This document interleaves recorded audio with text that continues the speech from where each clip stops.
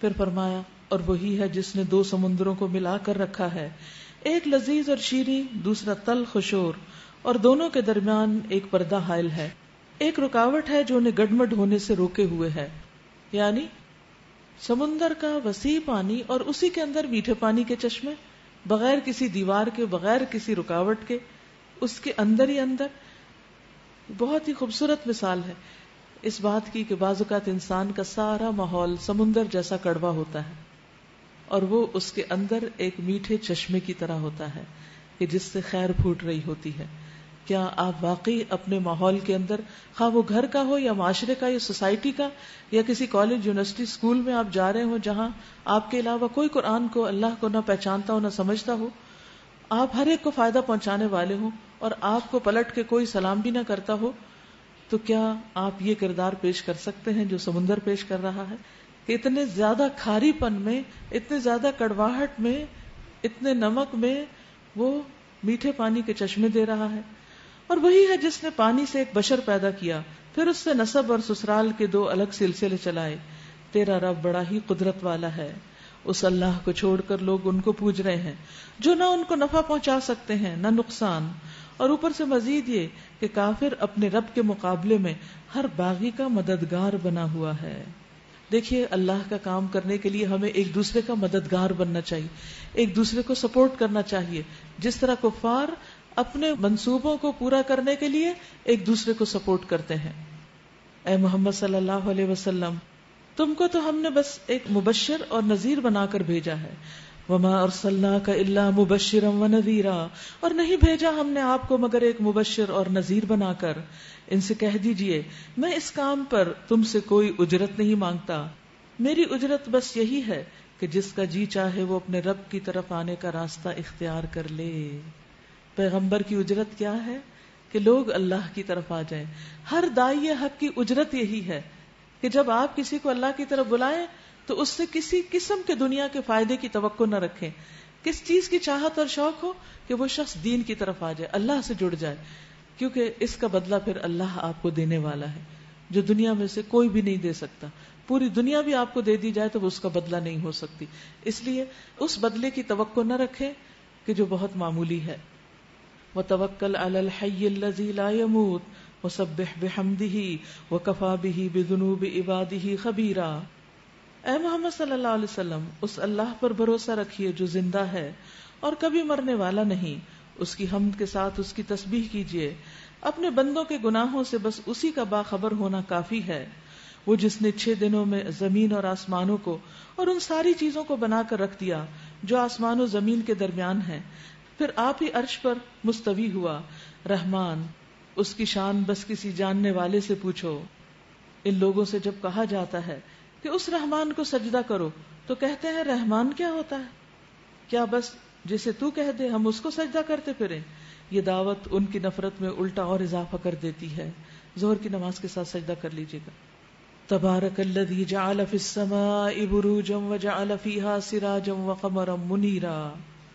بڑا متبرک ہے وہ جس نے آسمان میں برج بنائے اور اس میں ایک چراغ یعنی سورج اور ایک چمکتا چاند روشن کیا. وہی ہے جس نے رات اور دن کو ایک دوسرے کا جانشین بنایا، ایک جاتا اور ایک آتا ہے، ایک جاتا اور ایک آتا ہے، ایک دوسرے کے پیچھے. ہر اس شخص کے لیے جو سبق لینا چاہے یا شکر گزار ہونا چاہے، اس میں بہت سی نشانیاں ہیں. یعنی ان چیزوں پر ہمیں غور و فکر کرنا چاہیے. آج چاند کس نے دیکھا تھا صبح؟ کس قدر خوبصورت تھا. کوشش کر کے ایک دفعہ سورج یا چاند کو ضرور جھانک لیا کریں، کیونکہ اللہ سبحانہ وتعالیٰ نے خاص طور پر ان کا ذکر کیا ہے. رات اور دن تو خود ہی آ جاتے ہیں، ہمیں ان کی طرف جانا نہیں پڑتا، لیکن چاند اور سورج کو دیکھ کر ایک عجیب فریشنس کا احساس ہوتا ہے. لمن اراد ان یذکر او اراد شکورا. ہر اس شخص کے لیے جو سبق لینا چاہے یا شکر گزار ہونا چاہے. تو اللہ تعالیٰ ہم سے کیا مطالبہ کرتے ہیں کہ ہم شکر گزار ہوں، اور شکر گزار ہونے کے لیے کیا کریں؟ سورج چاند کا مشاہدہ کریں، ان نشانیوں کو دیکھیں. کیونکہ اگر کئی دن سورج نہ نکلے تو کیا کریں گے آپ؟ اور اگر آپ کا آسمان چاند کے بغیر ہی ہو روز تو کتنا پھیکا ہو جائے. کیونکہ آپ آسمان کی طرف دیکھیں، چاند نظر آ جائے تو آپ سب کچھ چھوڑ کے ایک دفعہ ضرور اس کو آنکھ بھر کے دیکھتے ہیں. حالانکہ کیا ہے، ایک سیارہ ہی ہے نا، ایک گولا سا نظر آتا ہے اور تھوڑی سی روشنی ہے اس میں، لیکن کس قدر خوبصورت اور کس قدر انسان کو اپنی طرف متوجہ کرنے والا. تو اللہ تعالیٰ اس کو اپنی نشانی بتا رہے ہیں، جس کو بطور نشانی لے کر اس میں غور و فکر کریں اور اس کے کیا کیا فائدے ہیں ان کو جاننے کی کوشش کریں. وَعِبَادُ الرَّحْمَنِ الَّذِينَ يَمْشُونَ عَلَى الْأَرْضِ هَوْنًا وَإِذَا خَاطَبَهُمُ الْجَاهِلُونَ قَالُوا سَلَامًا. رحمان کے اصلی بندے وہ ہیں جو زمین پر نرم چال چلتے ہیں، آہستہ چلتے ہیں. آہستہ چلنے سے مراد بیماروں جیسی چال نہیں، بھلے مانسوں کی چال ہے، شرافت کی چال ہے، باوقار چال ہے. اور جاہل ان کے منہ آئے تو کہہ دیتے ہیں تم کو سلام. بحث نہیں کرتے، لوگوں سے لڑائیاں نہیں کرتے کہ ہر جگہ بازو اٹھا کے کھڑے ہو جائیں کہ آپ بیل مجھے مار.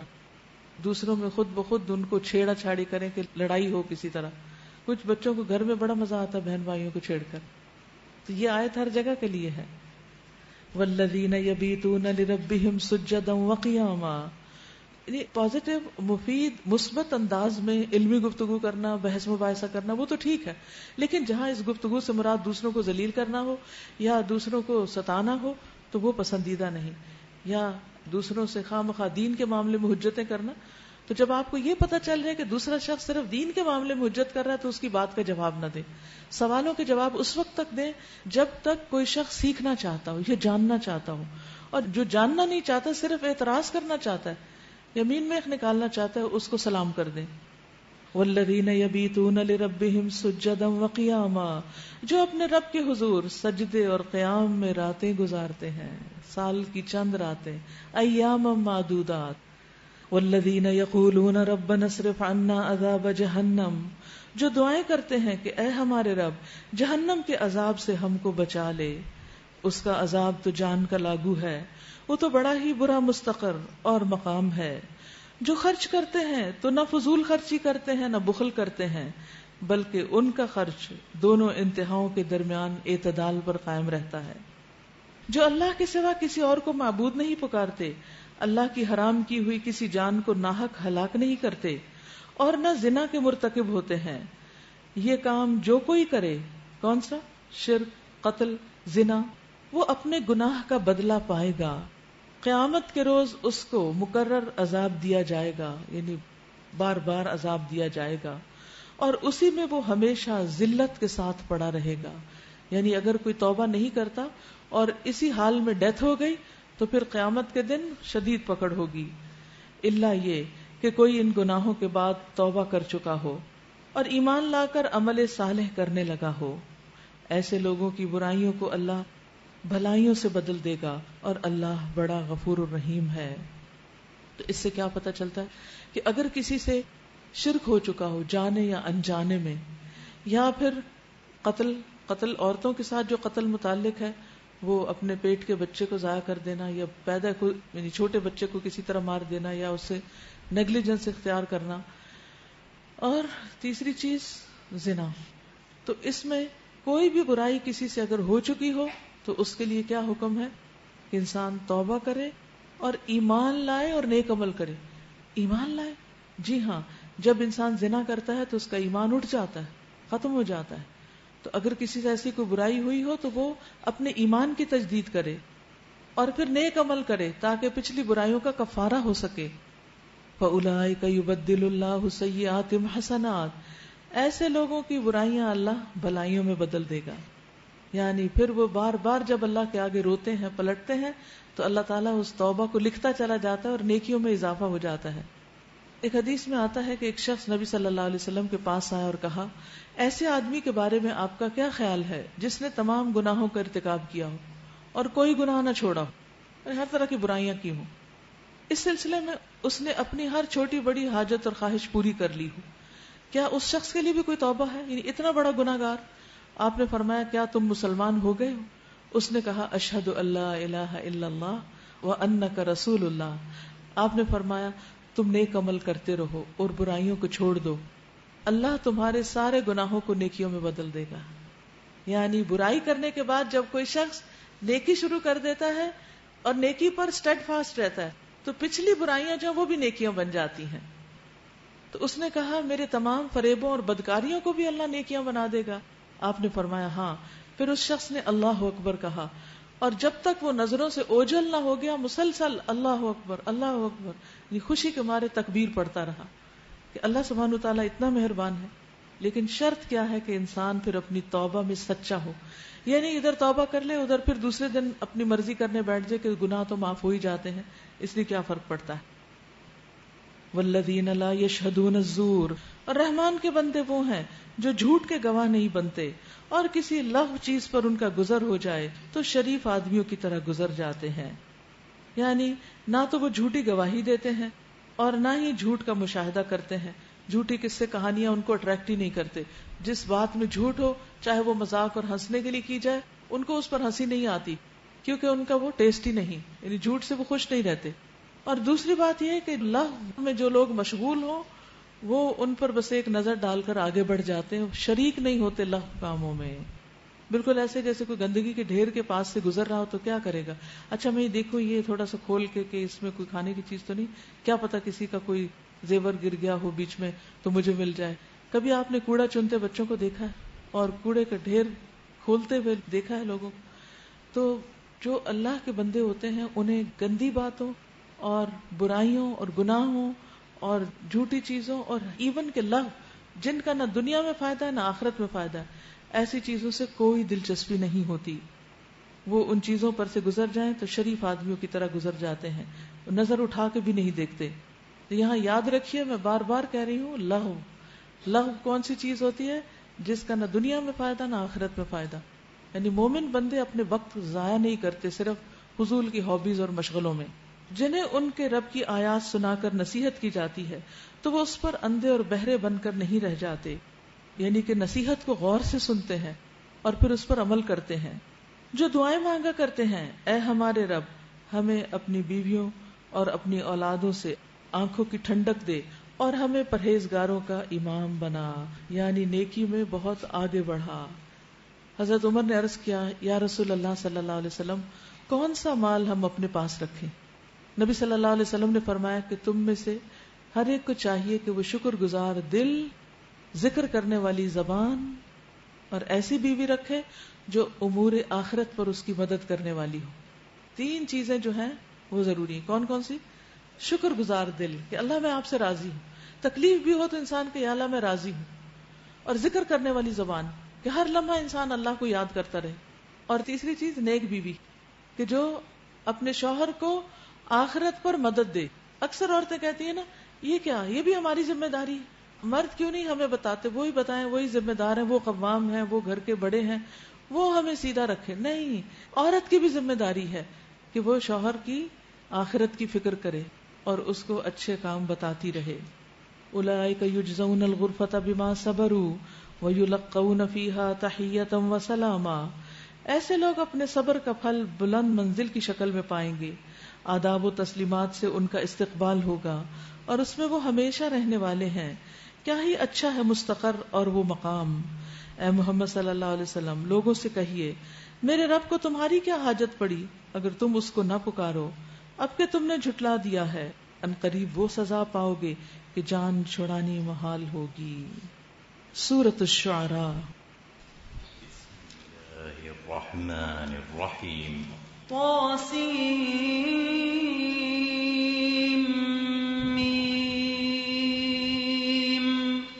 تلك آیات الكتاب المبین. لعلك باخع نفسك ألا يكونوا مؤمنين إن نشأ ننزل عليهم من السماء آية فظلت أعناقهم لها خاضعين وما يأتيهم من ذكر من الرحمن محدث إلا كانوا عنه معرضين فقد كذبوا فسيأتيهم أنباء ما كانوا به يستهزئون أولم يروا إلى الأرض كم أنبتنا فيها من كل زوج كريم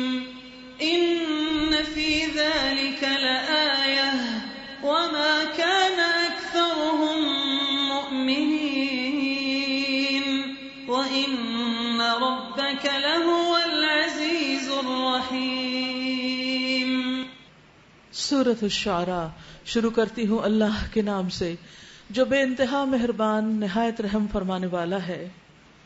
بسم اللہ الرحمن الرحیم. طاسیم میم تلک آیات الکتاب المبین لعلک باخع نفسک الا یکونوا مؤمنین ان نشأ ننزل علیہم من السماء آیۃ فظلت اعناقهم لها خاضعین. طاسیم میم یہ کتاب مبین کی آیات ہیں، یعنی قرآن مجید جو بہت واضح ہے، واضح کرنے والا ہے تمام باتوں کو، احکامات کو جو اس کے اندر بیان ہوئے ہیں. اے محمد صلی اللہ علیہ وسلم، شاید آپ اس غم میں اپنی جان کھو دیں گے کہ یہ ایمان نہیں لاتے. ہم چاہیں تو آسمان سے ایسی نشانی نازل کر سکتے ہیں کہ ان کی گردنیں اس کے آگے جھک جائیں، یعنی پھر یہ انکار کر ہی نہ سکیں. ان لوگوں کے پاس رحمان کی طرف سے جو نئی نصیحت بھی آتی ہے یہ اس سے منہ موڑ لیتے ہیں. اب کہ یہ جھٹلا چکے ہیں، ان قریب ان کو اس چیز کی حقیقت مختلف طریقوں سے معلوم ہو جائے گی جس کا یہ مذاق اڑاتے رہے ہیں. اولم یروا الی الارض کم انبتنا فیہا من کل زوج کریم. کیا انہوں نے کبھی زمین پر نگاہ نہیں ڈالی؟ یعنی صرف سورج چاند ستاروں کو نہیں دیکھیں بلکہ زمین پر بھی غور کریں. اور خصوصاً جب پتھروں کے بیچوں بیچ چھوٹے چھوٹے پودے نکلے ہوئے ہوتے ہیں یا ان یوزل قسم کی چیزیں گھاس کے اندر پیدا ہو جاتی ہیں، تو ان چیزوں کو نیچے جھک کے نکال کے کھول کے دیکھنا چاہیے، غور کرنا چاہیے اور کہنا چاہیے یہ میرے رب کی بنائی ہوئی. یا اللہ میں تجھ سے محبت کرتی ہوں کہ تو بہترین خلاق ہے. تو اس طرح اللہ سبحانہ وتعالیٰ کی جو صفات ہیں ان کو، اور جو اللہ سبحانہ وتعالیٰ نے چیزیں اور نشانیاں بنائی ہیں، پیدا کی ہیں، ان کو ملا کر اگر آپ سمجھیں تو انشاءاللہ آپ دیکھیں گے کہ بہت جلد اللہ کی محبت دل میں پیدا ہوگی. اور کیا انہوں نے زمین پر کبھی نگاہ نہیں ڈالی؟ کبھی تو دیکھیں یہ کون اگاتا چلا جا رہا ہے زمین کے اندر سے سب کچھ، کہ ہم نے کتنی کثیر مقدار میں، تھوڑی نہیں، بہت نہیں، ایک نہیں، دو نہیں، ہزاروں لاکھوں کی تعداد میں مختلف ورائٹی کے پودے اگائے اور پھر کثرت کے ساتھ اگائے. ہر طرح کی عمدہ نباتات اس میں پیدا کی. یقیناً اس میں ایک نشانی ہے مگر ان میں سے اکثر لوگ ماننے والے نہیں. اور حقیقت یہ ہے کہ تیرا رب زبردست بھی ہے اور رحیم بھی. وَإِذْ نَادَى رَبُّكَ مُوسَىٰ أَنِ ائْتِ الْقَوْمَ الظَّالِمِينَ قَوْمَ فِرْعَوْنَ أَلَا يَتَّقُونَ. انہیں اس وقت کا قصہ سناؤ جبکہ تمہارے رب نے موسیٰ کو پکارا علیہ السلام، ظالم قوم کے پاس جا، فرعون کی قوم کے پاس، کیا وہ ڈرتے نہیں؟ اس نے عرض کیا اے میرے رب مجھے خوف ہے کہ وہ مجھے جھٹلا دیں گے، میرا سینہ گھٹتا ہے اور میری زبان نہیں چلتی، آپ ہارون کی طرف رسالت بھیجیں. جب کبھی آپ کے اندر یہ کیفیت پیدا ہو کہ آپ کو کسی کو پیغام پہنچانا ہو، دینا ہو، کوئی بات سمجھانی ہو، تو اس وقت ایک تو موسیٰ علیہ السلام کی وہی دعا رب اشرح لی والی ہے، اور اس کے علاوہ نبی صلی اللہ علیہ وسلم کی دعاؤں میں سے ایک دعا جس میں آتا ہے اللہم اہد قلبی وسدد لسانی وسلل سخیمۃ قلبی. اے اللہ میرے دل کو رہنمائی عطا کر، میری زبان کو درستگی عطا کر اور میرے دل کے کینے کو دور کر دے. تو انشاءاللہ جب کھلے دل کے ساتھ ہم کسی سے بات کریں گے تو دوسرے کے اندر سننے کی صلاحیت بھی زیادہ ہوگی. وَلَهُمْ عَلَيَّ ذَنْبٌ فَأَخَافُ أَن يَقْتُلُونَ. اور مجھ پر ان کے ہاں ایک جرم کا الزام بھی ہے، اس لیے میں ڈرتا ہوں کہ مجھے قتل کر دیں گے. کون سا الزام؟ جو سورۃ قصص میں بیان ہوا ہے. موسیٰ علیہ السلام نے قوم فرعون کے ایک شخص کو ایک اسرائیلی سے لڑتے دیکھ کر اس کو گھونسا مارا اور وہ مر گیا. قال کلا، فرمایا ہرگز نہیں، فاذهبا، تم دونوں جاؤ. آپ دیکھیے جب انسان کسی کو تبلیغ کرنے لگتا ہے نا تو اپنی غلطیاں یاد آنے لگتی. یہ بہت نیچرل ہے. میں کس منہ سے دوسرے سے بات کروں، کیسے اس کو بتاؤں، میں تو خود بھی بہت سی غلطیاں کرتی ہوں، میں تو ایک گناہ گار انسان ہوں، مجھے تو حق ہی نہیں پہنچتا کہ میں کسی کو نصیحت کروں. آپ دیکھیے کہ ہر انسان ہے اور اس سے کمی بیشی ہوتی ہے، لیکن یہ بھی ایک فریضہ ہے، اور اس فریضے کی برکت سے انسان کے گناہ بھی معاف ہوتے ہیں اور برائیوں سے بچنے کی صلاحیت بھی اللہ تعالیٰ دیتے ہیں. ہماری نشانیاں لے کر جاؤ اس کے پاس، ہم تمہارے ساتھ سب کچھ سنتے رہیں گے. اللہ اکبر. یعنی تم جاؤ کام کرو، ہم تمہیں دیکھ رہے ہیں. آپ دیکھیں کہ جب آپ کام کر رہے تھے اور کوئی آپ کو دیکھ رہا ہوتا ہے تو آپ کے کام کی کوالٹی کیسے ہو جاتی؟ بہت بہتر. اور جب یہ یاد آ جائے کہ اللہ تعالیٰ مجھے اس وقت دیکھ رہے ہیں تو اس وقت کیا ہی بات ہوگی، کتنا شوق ہوگا اور کتنی محبت سے آپ آگے بڑھتے چلے جائیں گے. فرعون کے پاس جاؤ اور اس سے کہو کہ ہم کو رب العالمین نے اس لیے بھیجا ہے کہ تو بنی اسرائیل کو ہمارے ساتھ جانے دے، آزاد کر دے۔ فرعون نے کہا، اب فرعون بجائے اس کے کہ سوال کا جواب دیتا پچھلی باتیں لے بیٹھا، کیا ہم نے تجھ کو اپنے ہاں بچہ سا نہیں پالا تھا اور تو نے اپنی عمر کے کئی سال ہمارے ہاں گزارے؟ وَلَبِثْتَ فِينَا مِنْ عُمُرِكَ سِنِينَ وَفَعَلْتَ فَعْلَتَكَ الَّتِي فَعَلْتَ وَأَنْتَ مِنَ الْكَافِرِينَ۔ اور اس کے بعد تو کر گیا جو کچھ تو کر گیا، تو بڑا احسان فراموش آدمی ہے۔ تمہیں یاد ہے تم نے کیا کیا تھا؟ یعنی فرعون موسیٰ علیہ السلام کو تانے دے رہا ہے۔ موسیٰ علیہ السلام نے جواب دیا بہت بھلے مانس انداز میں، بغیر اوفینڈ ہوئے، ڈیفینسو ہوئے، کچھ نہیں۔ اس وقت وہ کام میں نے نادانستگی میں کیا تھا، اپنی غلطی کا اعتراف کر لیا، مجھے نہیں معلوم تھا۔ اور یہی اچھا طریقہ ہوتا ہے کہ جب کوئی آپ پر الزام تراشی کرے، آپ کو پچھلی زندگی کے کہ 900 چوہے کھا کر اب حج کرنے چلی، اب تم نیکی کے بڑی باتیں کرنا شروع ہوگی، تم بھی تو ہماری جیسی تھی۔ جسے خاص طور پر انسان اپنے اولڈ فرینڈز کو اگر کوئی دعویٰ کا کام کرے تو ایسی باتیں بعض اوقات سننے کو ملتی ہیں، تو اس وقت انسان کیا کہے، یہی انڈر لائن کیجئے، فَعَلْتُهَا إِذًا وَأَنَا مِنَ الضَّالِّينَ۔ ہاں میں نے کیا جب میں لا علم تھا، مجھے پتا نہیں تھا، مجھے اس وقت معلوم نہیں تھا، اب مجھے پتا چلا ہے تو میرا دل چاہتا ہے آپ سب کو بھی بتا دوں۔ پھر میں تمہارے خوف سے بھاگ گیا، کتنی سچی بات، پر سر دربار، میں تمہارے خوف سے بھاگا۔ جتنا سچ بولیں گے نا اتنا آپ کو کانفیڈنس زیادہ ہوگا، اتنا آپ کے اندر اطمینان زیادہ ہوگا۔ اس کے بعد میرے رب نے مجھ کو حکم عطا کیا اور مجھے رسولوں میں شامل فرما لیا، اپنی نعمتوں کا بھی ذکر، اپنی کوتاہی کا بھی، اپنی مشکل کا بھی اور اپنی نعمت کا بھی۔ رہا تیرا احسان، اس سے پتہ چلتا ہے نا اللہ نے موسیٰ علیہ السلام کو کیوں چنا تھا، ان کے کتنے خوبصورت جواب ہیں۔ رہا تیرا احسان جو تو نے مجھ پر جتایا ہے، تو اس کی حقیقت یہ ہے کہ تو نے بنی اسرائیل کو غلام بنا لیا تھا۔ میں تیرے گھر میں کیوں پلتا، میں اپنے گھر کیوں نہ پلتا اگر تو نے ہماری قوم کو غلام نہ بنایا ہوتا اور تو بیٹوں کو ذبح نہ کر رہا ہوتا۔ تو فرعون کے پاس کوئی جواب نہیں۔ فرعون کہتا ہے وَمَا رَبُّ الْعَالَمِينَ، اور یہ رب العالمین کیا ہوتا ہے، صرف چھیڑ رہا ہے، یہ نہیں کہ معلوم کرنا ہے اس کو۔ موسیٰ علیہ السلام نے بھی بہترین جواب دیا، یہ نہیں کہا کہ تم یہ سوال کیوں کر رہے ہو، مجھے پتا تم کیوں کر رہے ہو، نہیں، بینیفٹ آف ڈاؤٹ دیا۔ آسمانوں اور زمین کا رب اور ان سب چیزوں کا رب جو آسمان و زمین کے درمیان ہے، اگر تم یقین لانے والے ہو، اگر تم یقین لانے والے ہو۔ فرعون نے اپنے گرد و پیش کے لوگوں سے کہا سنتے ہو، الا تستمعون قال ربکم ورب آبائکم الاولین۔ موسیٰ علیہ السلام نے کہا تمہارا رب بھی اور تمہارے ان آباء و اجداد کا رب بھی جو گزر چکے ہیں۔ فرعون نے حاضرین سے کہا تمہارے یہ رسول صاحب جو تمہاری طرف بھیجے گئے ہیں بالکل ہی پاگل معلوم ہوتے ہیں، یعنی اتنی سمجھداری کی باتیں، اتنی سچی باتیں سن کر پاگل قرار دے دیا۔ آج بھی ایسے ہی کرتے ہیں لوگ۔ موسیٰ علیہ السلام نے اس جملے کو گویا سنا ہی نہیں۔ اگر کوئی آپ کو پاگل کہے تو اس کے بعد آپ کا ری ایکشن کیا ہوگا؟ آپ سارا کام چھوڑ کے پاگل کا جواب دینے لگیں گے اور پاگل ہو جائیں گے۔ لیکن موسیٰ علیہ السلام نے اس بات کو اگنور کر دی، گویا سنا ہی نہ ہو۔ موسیٰ علیہ السلام نے کہا مشرق و مغرب اور جو کچھ ان کے درمیان ہے سب کا رب، اگر آپ لوگ کچھ عقل رکھتے ہیں۔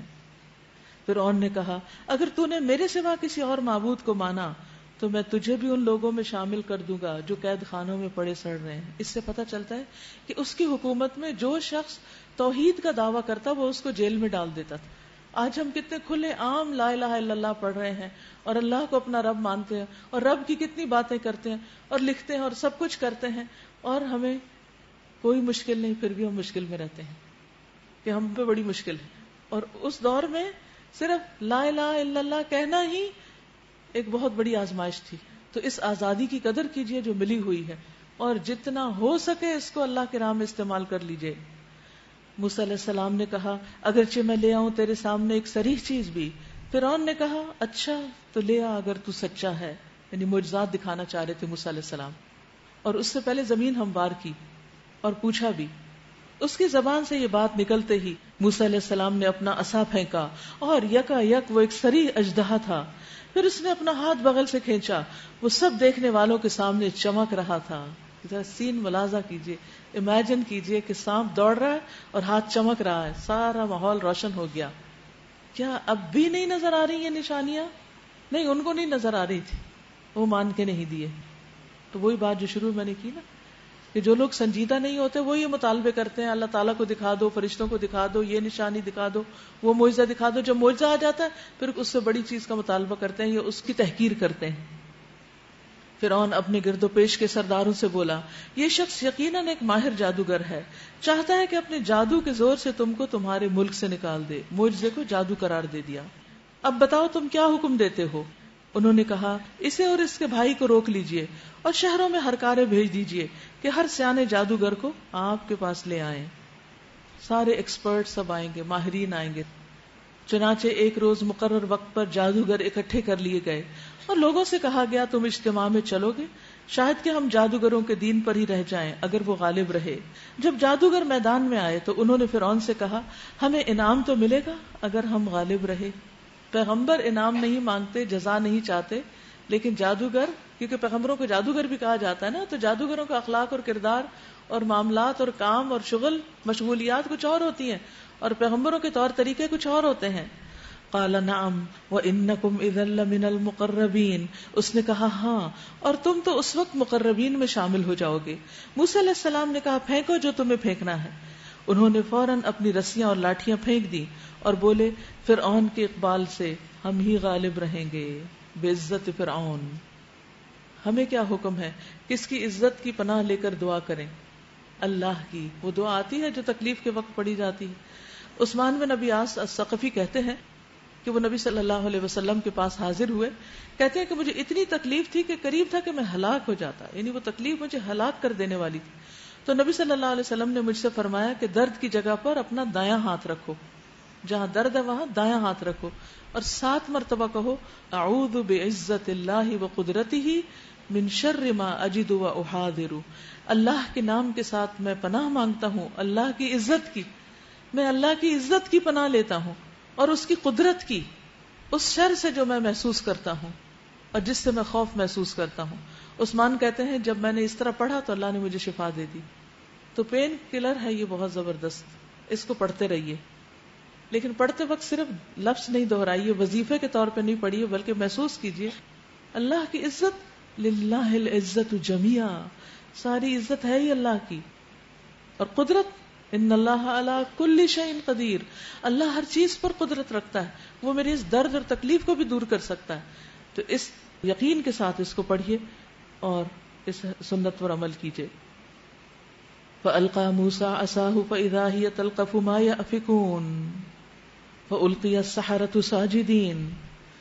پھر موسیٰ علیہ السلام نے اپنا عصا پھینکا تو یکا یک وہ ان کے جھوٹے کرشموں کو ہڑپ کرتا چلا جا رہا تھا. اس پر جادوگر بے اختیار سجدے میں گر گئے. ان کو سمجھ آ گئی اور بول اٹھے کہ ہم مان گئے رب العالمین کو، موسیٰ اور ہارون کے رب کو. فرعون نے کہا تم موسیٰ کی بات مان گئے قبل اس کے کہ میں تمہیں اجازت دیتا؟ ضرور یہ تمہارا بڑا ہے جس نے تمہیں جادو سکھایا ہے. پہلے معجزے کو جادو بتایا اور اب جادوگروں کے ایمان لانے کو کیا بتایا کہ یہ کچھ سازش کی تھی تم نے پہلے سے. اچھا ابھی تمہیں معلوم ہو جاتا ہے، میں تمہارے ہاتھ پاؤں مخالف سمتوں سے کٹواؤں گا، یعنی دایاں ہاتھ بایاں پاؤں، اور تم سب کو سولی چڑھا دوں گا. انہوں نے جواب دیا کچھ پرواہ نہیں، ہم اپنے رب کے حضور پہنچ جائیں گے اور ہمیں توقع ہے کہ ہمارا رب ہمارے گناہ معاف کر دے گا کیونکہ ہم سب سے پہلے ایمان لائے ہیں. اب دیکھیں ایمان کیا چیز ہوتی ہے کہ جس کے فوراً بعد انسان کو اپنی غلطیاں نظر آنے لگتی اور وہ ان غلطیوں کی معافی چاہتا ہے. تو جادوگروں نے کہا کہ اللہ ہمارے پچھلے سارے گناہوں کو معاف کر دے کیونکہ ہم سب سے پہلے ایمان لائے. تو نیکی میں آگے بڑھنے کا بھی ایک اجر و ثواب ہوتا ہے، ایک فائدہ ہوتا ہے. سابقون السابقون. وَأَوْحَيْنَا إِلَىٰ مُوسَىٰ، اور ہم نے موسیٰ علیہ السلام کو وحی بھیجی کہ راتوں رات میرے بندوں کو لے کر نکل جاؤ، تمہارا پیچھا کیا جائے گا. یاد رکھے کہ موسیٰ علیہ السلام کی جو قوم تھی وہ کسی ایک جگہ نہیں رہتی تھی، پورے شہر میں بکھری ہوئی تھی، جیسے ہوتے ہیں کچی آبادیاں وغیرہ ہوتی ہیں ادھر ادھر ادھر. اب ایک ہی رات میں خفیہ طریقے سے ان کو نکلنا تھا، مصر چھوڑنا تھا، شہر چھوڑنا تھا. اگر کسی ایک بندے کو بھی اپنا گھر چھوڑنا پڑے تو کتنا مشکل کام ہوتا ہے. کہاں ہزاروں لاکھوں لوگ مصر چھوڑ کے نکلنے لگے. تو انہوں نے کہا بس یہ ایک رات ہے، رات کے اندر ود ان فیو آورز تمہیں نکلنا ہے اور یاد رکھو تمہارا پیچھا کیا جائے گا. اس پر فرعون نے فوجیں جمع کرنے کے لیے شہروں میں نقیب بھیج دیے اور کہلا بھیجا کہ یہ کچھ مٹھی بھر لوگ ہیں اور انہوں نے ہم کو بہت ناراض کیا ہے اور ہم ایک ایسی جماعت ہے جس کا شیوا ہر وقت چوکنے رہنا ہے، یعنی جس چیز کا اس نے دعویٰ کیا اسی میں مار کھائے گا. فَأَخْرَجْنَاهُمْ مِنْ جَنَّاتٍ وَعُيُونٍ وَكُنُوزٍ وَمَقَامٍ كَرِيمٍ كَذَلِكَ وَأَوْرَثْنَاهَا بَنِي إِسْرَائِيلَ. اس طرح ہم انہیں ان کے باغوں اور چشموں اور خزانوں اور بہترین قیام گاہوں سے نکال لائے. یعنی پہلے موسیٰ علیہ السلام کی قوم نکلی اور پھر ان کا پیچھا کرنے کے لیے فرعون اپنے سارے لاؤ لشکر کے ساتھ نکل آیا. یہ تو ہوا ان کے ساتھ، اور دوسری طرف بنی اسرائیل کو ہم نے ان سب چیزوں کا وارث کر دیا. اب ہوا کیا؟ صبح ہوتے ہی یہ لوگ ان کے تعاقب میں چل پڑے. جب دونوں گروہوں کا آمنا سامنا ہوا تو موسیٰ علیہ السلام کے ساتھی چیخ اٹھے کہ ہم تو پکڑے گئے، کیونکہ آگے سمندر تھا اور پیچھے فرعون کے لاؤ لشکر آ رہے تھے اور بیچ میں بنی اسرائیل. موسیٰ نے کہا ہرگز نہیں، کلا ان معی ربی سیہدین، میرے ساتھ میرا رب ہے، وہ ضرور میری رہنمائی کرے گا. ہم نے موسیٰ علیہ السلام کو وحی کے ذریعے سے حکم دیا کہ مار اپنا عصا سمندر پر. یکا یک سمندر پھٹ گیا اور اس کا ہر ٹکڑا ایک عظیم الشان پہاڑ کی طرح ہو گیا. یعنی ان کی لاٹھی پڑی تو جہاں لاٹھی پڑی تھی وہ جگہ سڑک بن گئی اور پانی دونوں طرف رک کے وال بن گیا. اسی جگہ ہم دوسرے گروہ کو بھی قریب لے آئے. موسیٰ اور ان سب لوگوں کو جو اس کے ساتھ تھے ہم نے بچا لیا اور دوسروں کو غرق کر دیا. جب فرعون اور اس کے ساتھیوں نے دیکھا کہ موسیٰ اور اس کے ساتھی نکلتے چلے جا رہے ہیں تو انہوں نے دھڑا دھڑ سمندر میں اس سڑک پر پاؤں رکھ دی اور سارے کے سارے اوپر سوار ہوئے، خود ہی پانی کے اندر آ گئے. اور اللہ سبحانہ وتعالیٰ نے بنی اسرائیل کو تو گزار دیا، ثم اغرقنا الآخرین، لیکن دوسروں کو جو پیچھا کر رہے تھے ان کو ڈبو کے رکھ دیا. ان فی ذلک لآیہ وما کان اکثرهم مؤمنین وان ربک لہو العزیز الرحیم. اس واقعے میں ایک نشانی ہے مگر ان لوگوں میں سے اکثر ماننے والے نہیں ہیں، اور حقیقت یہ ہے کہ تیرا رب زبردست بھی ہے اور رحیم بھی ہے.